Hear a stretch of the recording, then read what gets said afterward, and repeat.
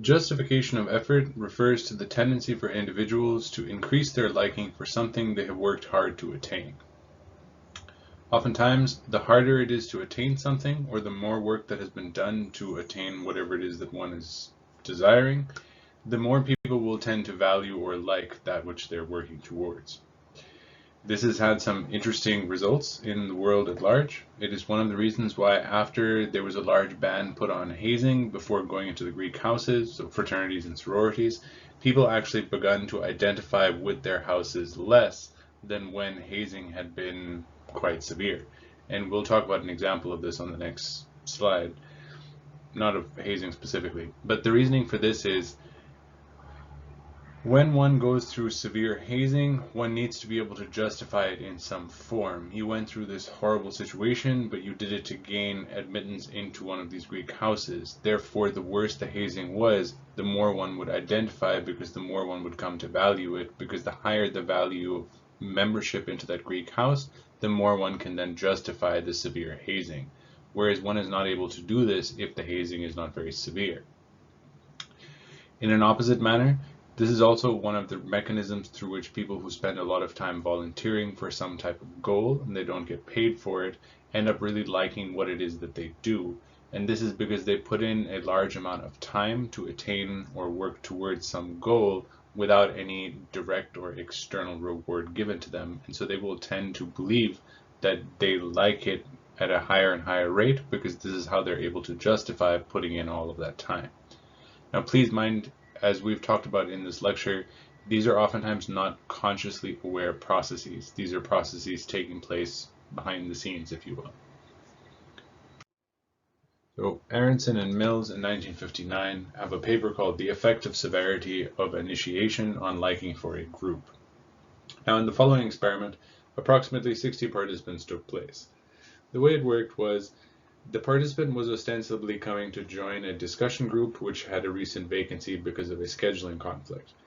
This group was meant to be discussing various topics, and they would be examined by psychologists to understand the nature of group discussions. They originally thought that the topic, this is all part of the cover story, that the topic of sex would be relevant because everybody is generally speaking interested in this, not everybody, but most people, and that thus they would have many things to talk about. Now, because this is a sensitive topic, excuse me, and they said that they hadn't really thought about this before, that they are now giving new participants an initiation task which had different various conditions or levels of this initiation task. Now, it is also worth noting that they were told that out of the people in the group, only they were getting this initiation task because the other people had joined the group before this. And this was done to prevent them from having some sort of solidarity experience with the group to bias their identification with that group. Now, 1/3 of them were given no initiation task whatsoever. They were just allowed freely to join this group. This served as control. Now, remember that this topic is meant to be about sex, and that is how they justified the use of this initiation task. So the mild initiation task required people to read 5 sex-related words out loud. Things like virgin and petting, I believe, were sort of relatively mild words. Whereas in the severe condition, they were required to read 12 sex-related words out loud, some of which were obscene by at least the 1960s definition of that. And they were also required to read 2 passages describing sexual activity, and these were supposedly in vivid detail taken from erotica at the time. Now, after this, they were all told that their reactions were satisfactory. They were ostensibly being measured on how much they blushed or were able to speak eloquently or stuff like this. Now, they were then shown to a room with speaker systems and an intercom because they were told that they were having a conversation with other participants through this intercom system so that it was easier to speak about the topic of sex without having to look at the people who were talking.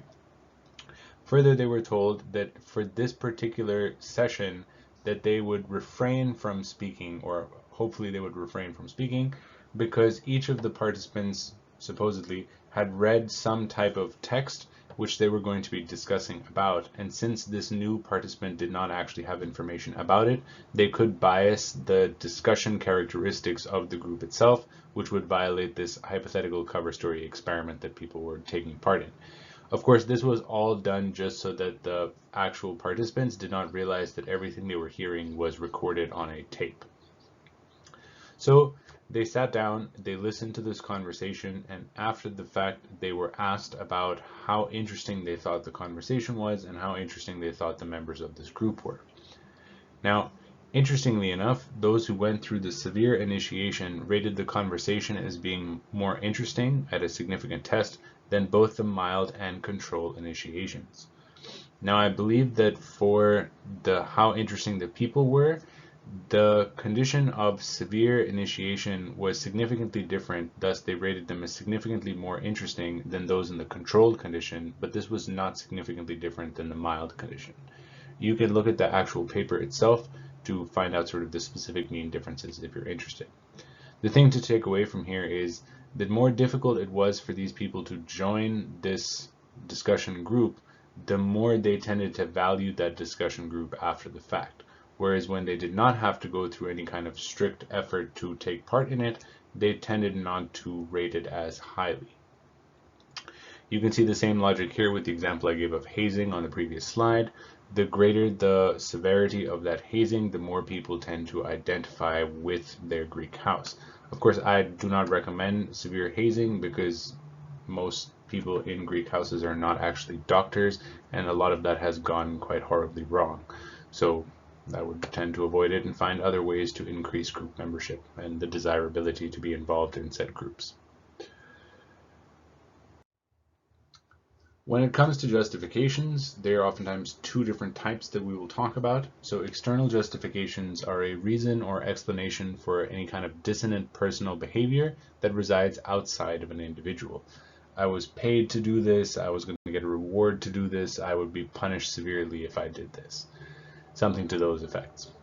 Internal justification, however, is our process of reducing dissonance by changing something about ourselves. This is oftentimes one of our attitudes or our behaviors. So if there is not a significant external justification, we will tend to make internal justifications for why we did it. In another way of talking about this, it would be that we rationalize why we did something because we cannot find something in the external world to explain why we did it. This relates to what is known as counter-attitudinal advocacy, which is stating an opinion or attitude that runs counter to one's private belief or attitude. It's when you believe one thing, but you say something else.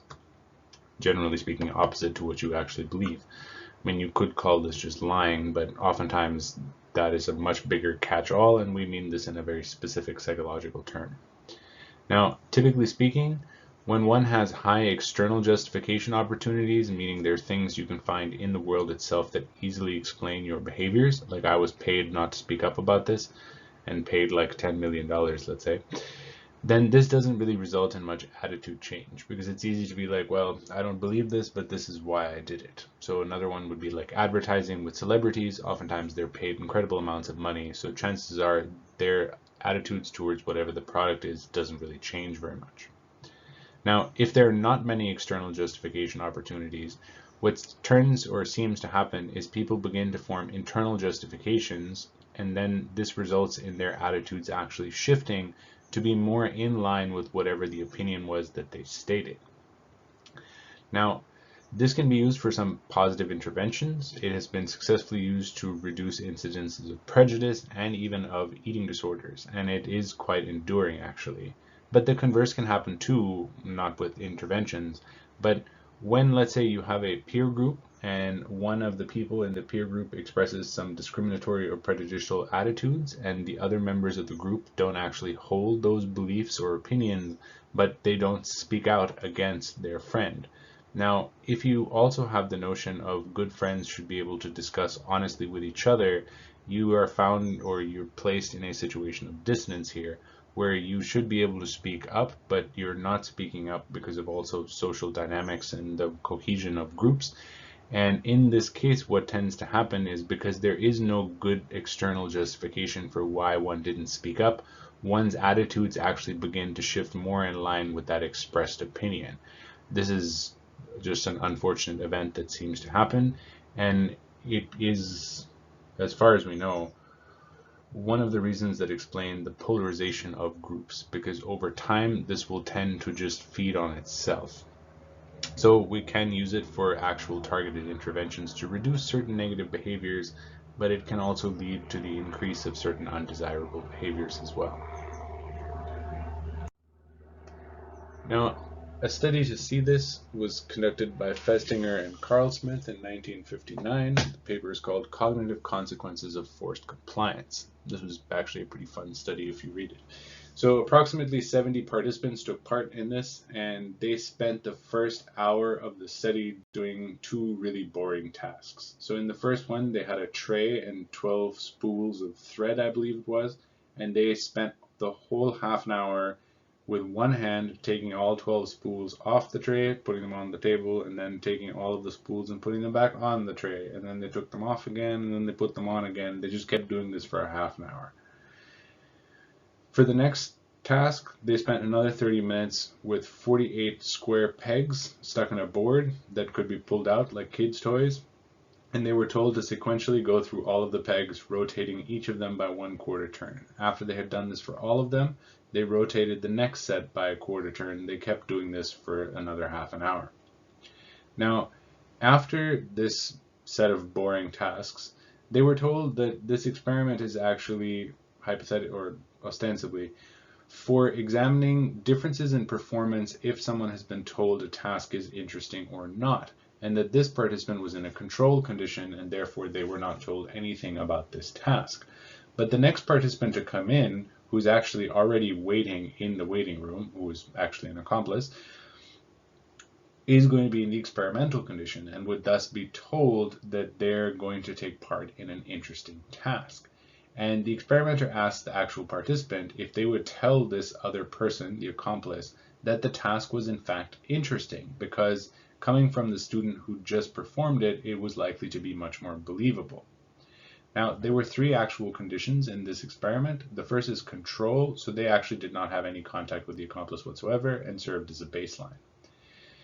For the other 2 conditions, they were given $1 to tell this next person that the task was interesting, or they were told, or given, $20 to tell this next participant that the task was quite interesting. And so here the idea is the $20 provides a high external justification. I told them it was interesting because I'm getting $20. Now, the $1, not so much. You can say I'm telling them that it's interesting even though it was boring as all shit, but I'm getting $1 for this, but is $1 enough to justify lying about it? Maybe for some, but overall much less so than getting $20. Now, here you can see that there were some interesting differences. So specifically, one focuses, when one is reading this paper at least, on how enjoyable the tasks were, largely because that's where one found significant differences.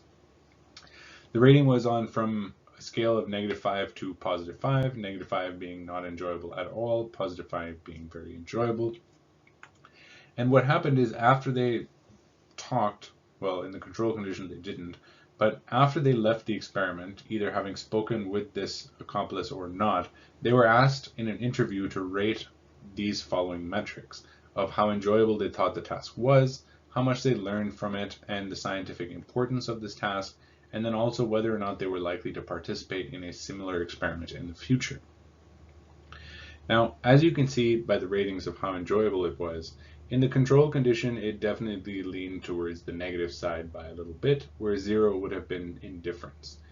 Those who received $20 also sort of were at that line of indifference, whereas those who received only a single dollar to tell the next person that it was an interesting task actually rated it as significantly more enjoyable than either of the 2 conditions, which is quite interesting because for all of them it was a horribly boring task if you think about the task itself, and it would be odd that those random 20 people just naturally seemed to have thought that task was more interesting than the other 2 sets of randomly associated people.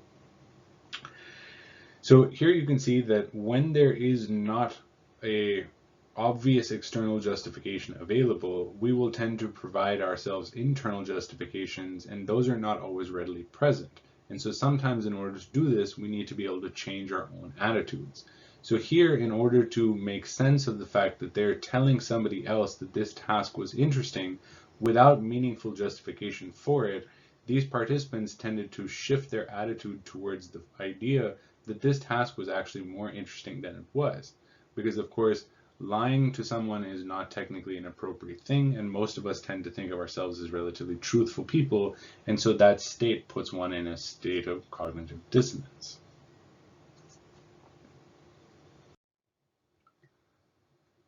Another place where we tend to see the effects of dissonance is in punishment. And punishment is a pretty well entrenched part of life, but how effective is it really? Well, it turns out that it's dependent on the type of behavior change that is desired and the severity of punishment. So when one applies a severe punishment, like a beating or putting someone in jail, the result will be, of course, immediate. In that moment, generally speaking, the behavior will stop, but this change will not oftentimes be long-lasting. So I think the book uses a great example of this, of when people are driving on the freeway. Most people will tend to speed a little bit, slow down when a police officer is there, and then speed up again as soon as the police officer is gone, even though most of us know that it's technically against the rules and therefore wrong to speed on the freeway. When you have severe punishments, it tends to only teach people to avoid performing that behavior when some authority figure is present, but not actually to not do the behavior because of any belief that it is inherently wrong. Conversely, mild punishments will also result in relatively quick behavior change, though not always depending on how mild the punishment was. It will result, however, in attitude change over time, which tends to reduce the behaviors. And this behavior change is actually enduring, and it's not only limited to the presence of an authority figure being there or not. And so this can be approached in a dissonance function as well, where severe punishment provides high opportunity for external justification. Okay, I cannot do this because I will get in trouble because there is the police officer. Whereas with milder punishments, people no longer have a solid external justification. Yes, you can still say it is because of the punishment, but oftentimes this is the delicate balance, where if the punishment is mild enough, people will begin to shift over towards using an internal justification because in their minds, the mild punishment is not a good enough reason for why they're no longer engaging in behavior. And so what will tend to happen to sort of rationalize this internal justification is to shift one's attitude more and more towards the idea of I as the being no longer want to take part in this behavior. And if this happens through several cycles, people will actually stop taking part in these behaviors. Now, for those of you who will have children, this is highly relevant. Severe punishments are not actually going to help change behavior to bring about positive behaviors that you desire. Oftentimes, to get a child to actually believe the things you're trying to teach them and prevent them from doing, mild punishments will work much better and will last much longer and will tend to ensure that those behaviors persist even when you are not present. So an empirical example of this comes from Friedman, 1965. The paper is called Long-Term Behavioral Effects of Cognitive Dissonance. So approximately 80 elementary school students, I believe between the 2nd and 4th grades, took part in this study. So in their school rooms, they rated a series of toys on how desirable those toys were to them. And then the students were told that they could not play with one of the most desirable toys that they had rated. Now, they were given two sort of punishment threats for not playing with this toy. In the mild punishment threat, they were told, do not play with the robot. I believe this is the toy that they all thought was desirable. And do not play with the robot. It is wrong to play with the robot. And this was sort of the punishment. In the severe punishment threat, it was, if you play with the robot, I'll be very angry, the experimenter, and we'll have to do something about it. So much more of a severe threat. It's important to know that in the experimental condition of both of these sets, the experimenter would leave the room for about 5 minutes. So half of the students were in either of these, and of that, half had the experimenter leave and half did not. Same thing for the severe punishment, and that's in the table what you see as control. Now, in a follow-up study that was conducted between 23 and 68 days later, depending on the students, they were again put in a classroom and allowed to just freely play with any of the toys there, including the one they had originally rated as highly desirable, but were not allowed to play with at that time. Now, looking at their behavior over time, you can see that for the severe threat condition, turn on this little pointer. For the severe threat condition in the experimental group, where the experimenter left then, 14 out of the ones in this group played with this toy, while 4 did not play with this toy. Right? More of them decided to play with the robot, while many did not. In the control condition, where the experimenter had been present at that time, 13 of them played with the toy, 7 did not. Relatively similar patterns, where more played with it than did not. Now, in the mild threat condition, you see the same pattern for the control while the experimenter was there, where 14 of them played with it, with only 1 not. But you see the reverse pattern for the experimental condition. Remember, this is where there was a mild punishment threat and the experimenter left the room. Here, less children actually played with the desirable robot than those who did not. Now, the idea here is that in the mild threat condition compared to the severe threat condition, there's not really a main external justification that's possible, right? Why is it wrong to play with a robot? So what's likely to happen is the generation of an internal justification to explain why they did not play with the robot itself. You see that same contrast here, where in the control condition, even though they got a mild punishment threat, the experimenter never left the room. So you can again explain, I didn't play with the robot because the experimenter is right there. Whereas when they received the mild punishment and no one was present, the only way that they can explain not having played with the toy originally was that they just didn't like the robot as much as they thought originally. And therefore, when given the opportunity to play with it, less children actually played with the robot as compared to other toys.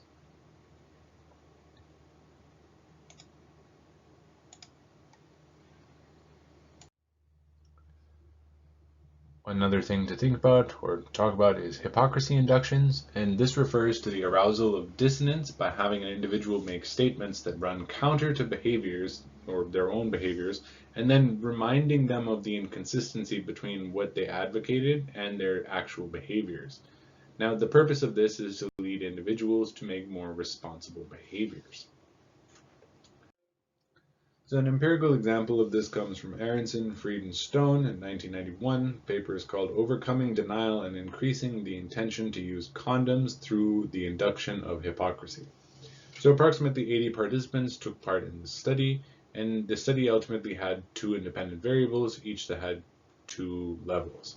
So what happens is participants come in and they are either reminded of a time they did not use condoms or not. So half and half this goes. The way they were reminded of when they haven't used condoms is they were asked to describe an event recently where they did not use a condom where maybe they should have. These groups were then further subdivided into 2 more, where half of each group was shown a list of facts about safe use of condoms and its benefits, and then were asked to actually record a speech, so a videotape of them actually giving a speech advocating about the importance of using condoms. The other half of both groups were shown the same facts about the safe use of condoms, but they were not required to actually record a speech or to give it out loud. They were just told to silently rehearse this speech without actually having it recorded. Now, at the moment in time, this resulted in almost all groups deciding or at least stating that they would use condoms more regularly in the future.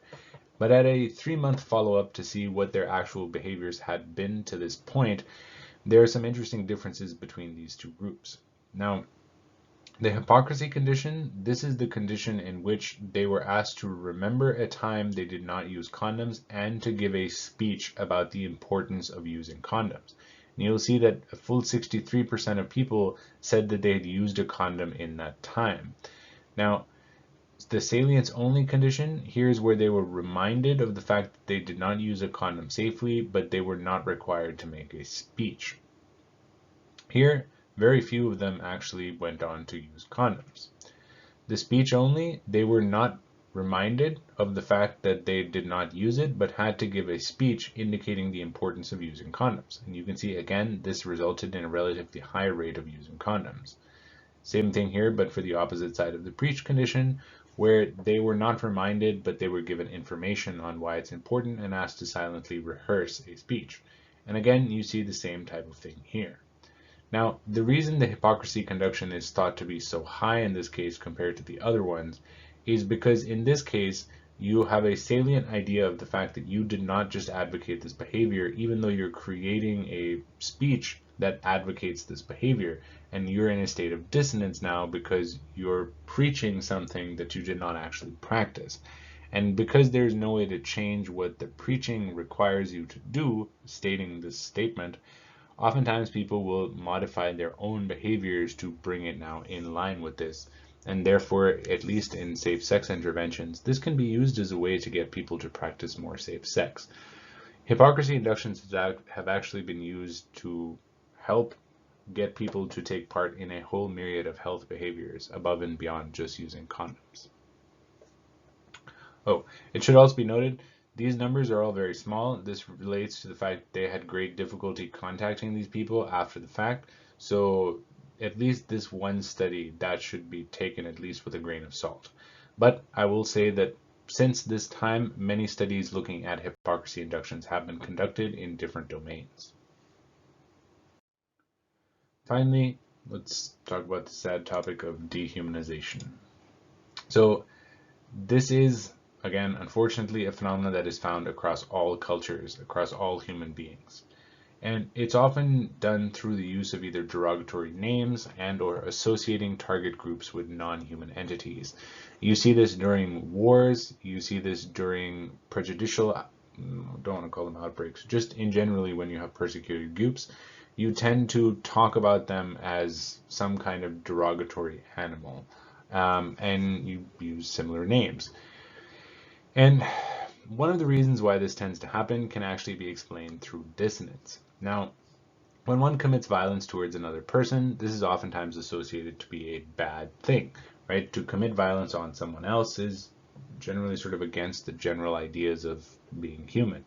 Now, also, most people tend to associate themselves as being good people. Not everybody, but most people tend to do this. Now, if you have a person who tends to believe themselves as good who now commits violence onto someone else, they're in a state of dissonance because they're a good person according to themselves, but have done something bad. Now, how do you reconcile the fact that a good person did something bad? In this case, one of the ways in which that seems to happen is that they will resolve this dissonance by convincing themselves that the people who are suffering from whatever this violence is somehow deserve the violence that is committed to them, because that way you can maintain the notion of still being a good person and doing something bad, because now it's righteous, because they deserve to be punished and you're punishing them, and this is ultimately preserving the notion of maintaining goodness for the self. Unfortunately, this of course makes it easier to commit future violent acts because now these groups are deserving of it and seen as lesser than, and this oftentimes will result in an escalation of violence, which leads again around to this dissonance, which will make the perpetrators feel like the victims deserve it even more, and this can lead to a horrible escalation of violence and is oftentimes can end with things like genocide.